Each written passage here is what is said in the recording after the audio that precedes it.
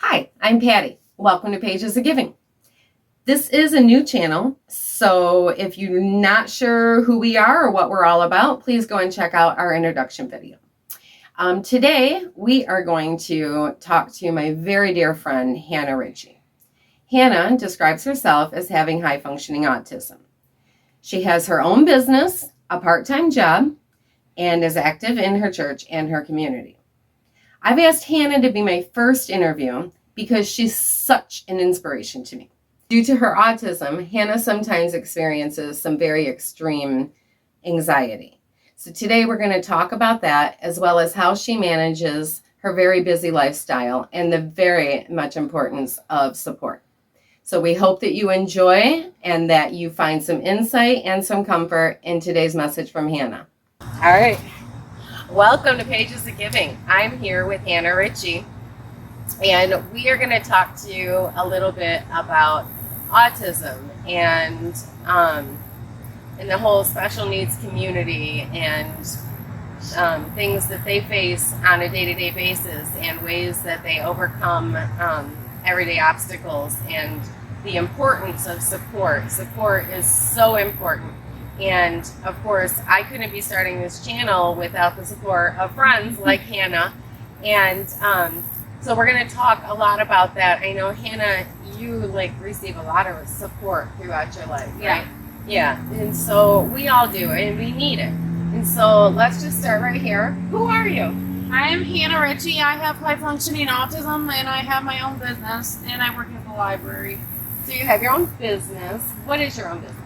So I have a craft business where I wire wrap glass beads with on silverware, and I do a bunch of different stuff. It's called Hannah Joy Spectrum Designs, and it became first I started just making stuff to reduce anxiety, not even thinking of starting a business, but then it kind of just took off, and so now, yeah, it's a business.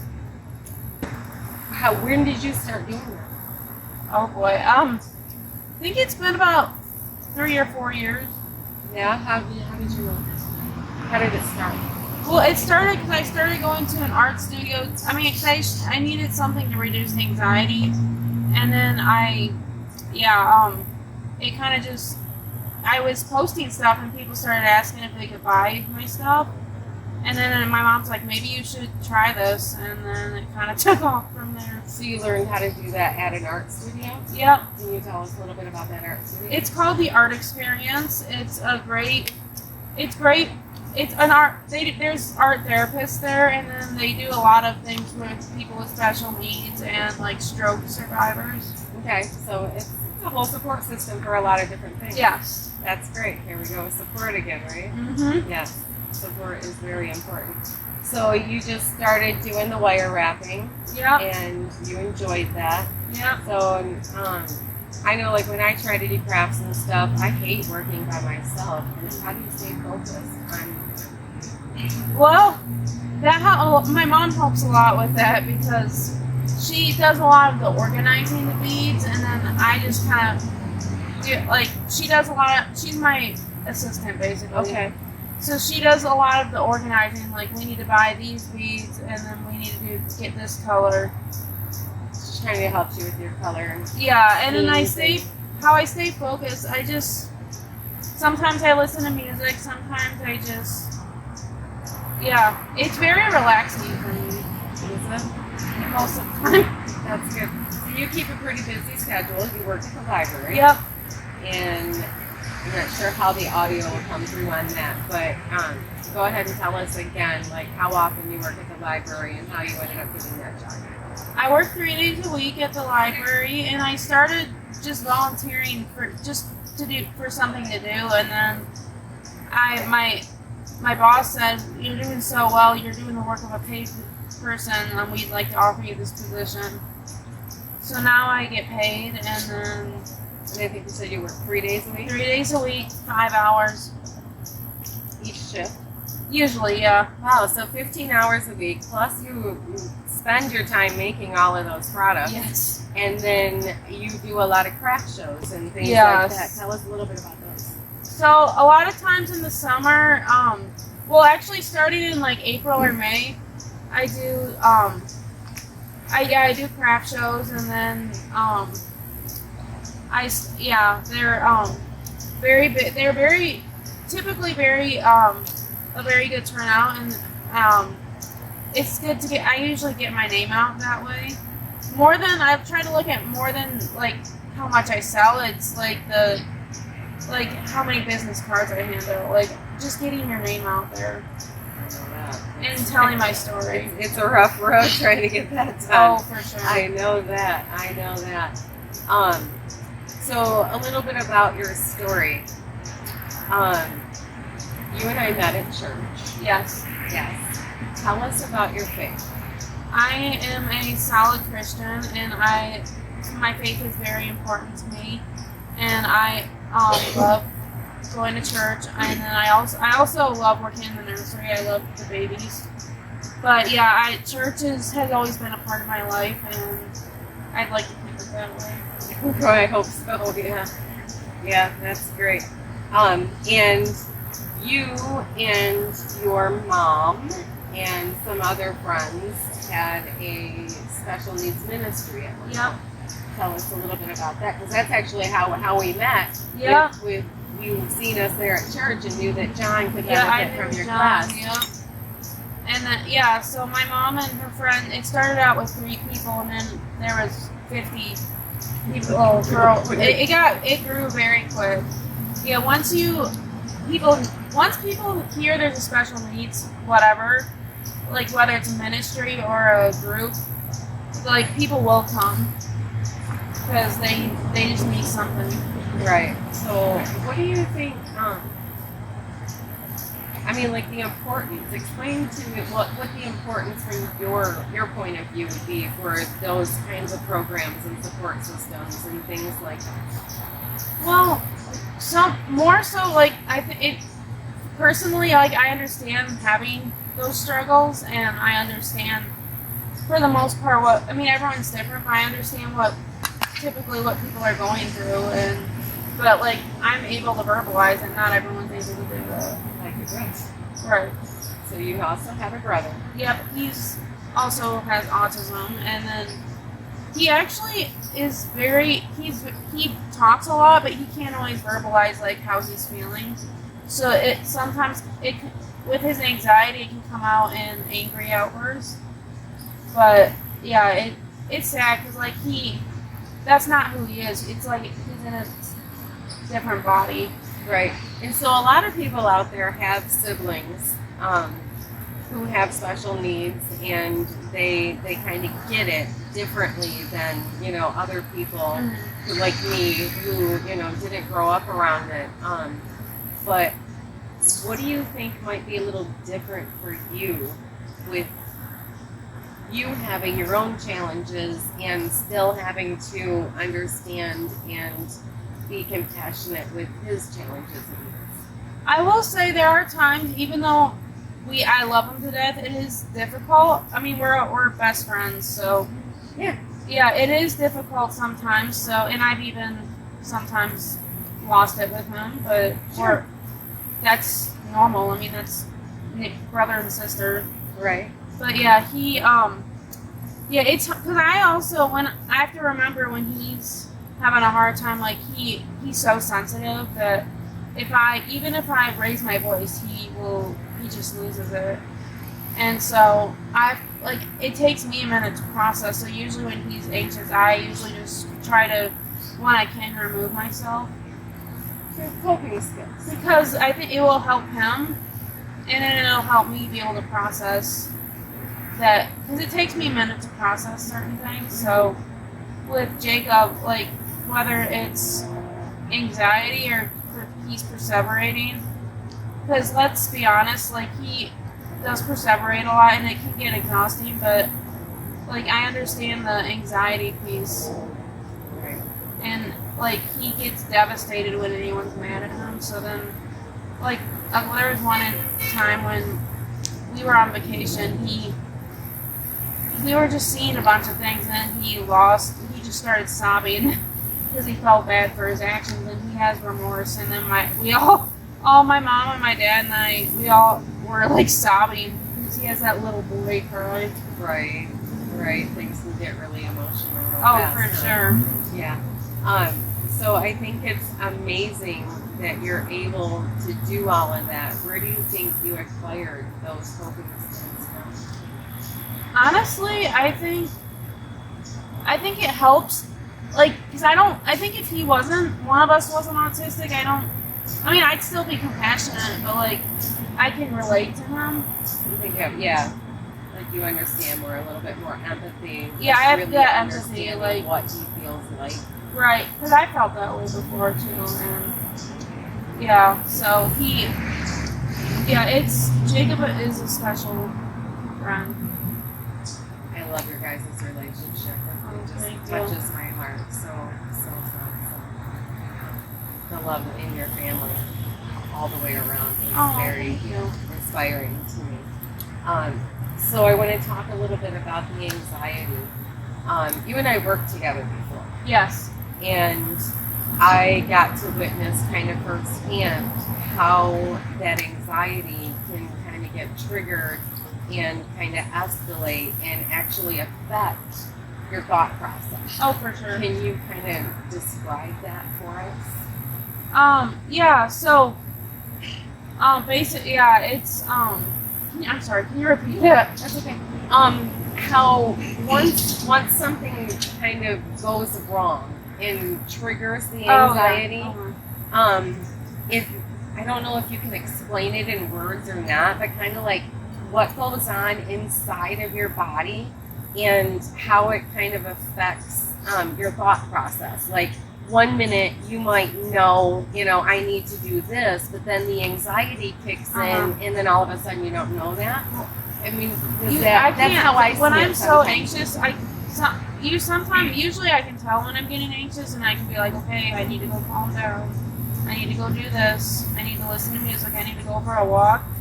But there are times when it's like, okay, like you're just not thinking straight when you're that anxious, and I'm the type of person that is very impulsive and will like just make a decision without even thinking it through.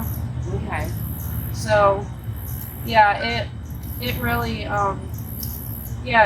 affects how, like, anxiety, it can affect not how you think, but like, I'm trying to think of how to say it. But yeah, like how, like, your thought process. It can affect your thought process. Right, and maybe you make a different decision that you would have without actually thinking it through. Right. And then sometimes that just causes more anxiety. And then it's like, okay, what did I do? Right. Yeah, I get you. So what does your body feel like when the anxiety starts kicking in? I get like hot flashes and heart palpitations. And then I like, sometimes honestly, I get argumentative. Mm-hmm. And so I'm like, I gotta remove myself before I say something I'm gonna regret. Right. Yeah. I wish I could do that more often. I do too. We should all be a little bit better about that sometimes, right? Yeah. Yeah. All right, that's awesome. Can you think of anything else offhand that you want to share and think that is important for the world to know about special needs, autism, anxiety, entrepreneurship, all of that support, all of the above? Yeah, I mean, just like, if you're feeling called to do something, do it. Because, like, your autism doesn't define who you are. You have autism, and it's hard sometimes, but there's a lot of joy in it. There is. What about, like, okay, so your stuff, your products are in different stores and markets. Yep. Tell us about that. So I'm at Yellow Dog Marketplace in Clarkston, and also at my new favorite thing in Waterford.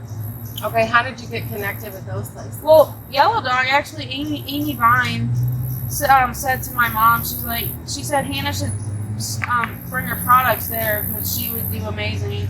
Who owns that? Marla. Okay. And then I met the owner of that, Marla, and she wanted all my silverware. So to pieces. Yes, thank you, Patty. And then at my new favorite thing, I met Tracy at a craft show. Oh, you did? Yep. Well, it was she had seen my stuff at Yellow Dog, so she's like, I'm opening the store. I want you to be in it. Okay. So, yeah, that's kind of how. I've been asked at a bunch of other stores too, but I'm just too busy. I can't have inventory tied up everywhere. Right. So those are the only two places. Yeah, right now those are the only two places. And right now you're not selling online either, right? I mean, you'll take like special orders personally. Yeah, and and do like I have shipping, Facebook and Instagram. and So you'll do like local deliveries, right? yeah, But as far as having a website, I don't have a website. Not ready to deal with all maybe of that. someday, but right now I'm too busy. That's one more thing I have to you deal have a with. lot going on. So, I mean, you stay busier than a lot of average people. Honestly, we all think that our worlds are so busy and we have so much going on. But you work 15 hours a week. You do your crafts. You volunteer at church. Yeah. You have your events that your craft shows that you go and work those on the weekends and things like that. You stay involved in the community. Yeah. What else? I'm actually starting a Bible study at. Well, I'm not leading it, but I'm going to be a part of. I'm going to be a part of a Bible study about women in the Bible. So I'm very excited about that. Robin's actually leading that. Okay. And you and your family have recently switched church. Yeah. You started going where? Tell us about your church. Kensington is awesome. We absolutely love it. It's just exactly what we need, and it's just family. And it's authentic people who, who are very vulnerable and are up there about what they struggle with, and don't just pretend like everything's perfect. Let's talk about, give me like a list. If you had to list your support system. Oh boy, that's a good one. Who would be on that list of your support system? Obviously you, my parents, my Nana, my friends, Kate, Emily, Julie, Natalie, a bunch of people. If I don't list you, I'm sorry. I have a lot of people. Right. You. My point is not to like call people out or whatever, or to have people forgotten. My point is just kind of show and express, like how many people it really takes. It takes a village. It really does. I find it. I didn't set myself up, in a life where I have that kind of support system. You guys are awesome and all of that, but I don't have the social skills and abilities to kind of insert myself, and so I go without a lot of that support system, and so I understand the importance, and I think that's why I just want to kind of express to the world how important it is. For sure. Being special needs, not being special needs. We all need that support system. We do, and we should all just kind of be there for each other. I know that, I want to make sure that I'm going around and I am supporting, all the little small local businesses and mom and pop shops and things like that. And I want these small organizations and things that are people who are supporting other people. I want to go out and I want to support them and help them support each other. I think it can be such a beautiful thing, and I learned that a lot from watching you and your family, and having you guys there for us in our struggles. Yes, it's important to have people in your circle who will be there for you, and the people that will be there for you, not just by a text, but based on just when they reach out and they're like, hey, I'm praying for you, how you doing? Right. You just know the people who are there for you. Right. But you guys are really good about, and this is where I fail. People will reach out and they'll let me know that, they're there for me, and I'll be like, oh, that's great, thank you. But then I either don't reach out, I don't show up, I don't, you know what I mean? Yeah. I don't socially involve myself, and I think that that's really important, and I think that it's great that you can take the time to do that. to stay connected and to be there for other people as they are there for you. For sure. I admire that about you. Well, thank you. All right, what else, Hannah? Did we cover everything? I think so. I want to say thank you to everybody who supported me, not just in my business, but me personally. And I just, go out, and if you have dreams, or like if if you're a parent of a person with special needs, you know your kid best, and you know what they need. Don't let anyone else tell you that you don't know. Right. Yeah. Gosh, thanks for bringing that up. Can we touch on that for just a second? I mean, people get involved all over the place, don't they? Oh, for sure. They see something and they think they know, and they think that they're being helpful, and sometimes it's just not. Yeah. I don't want to put anything out there or anyone out there in a particular situation, but I mean, can you kind of think of maybe an example that it has been, where somebody didn't mean ill, but it didn't kind of pan out? Saying, well, why don't you just do this, or why have you tried this? Right. Which it's nice. They're trying to be nice, but then it's like, okay, well, why don't you try?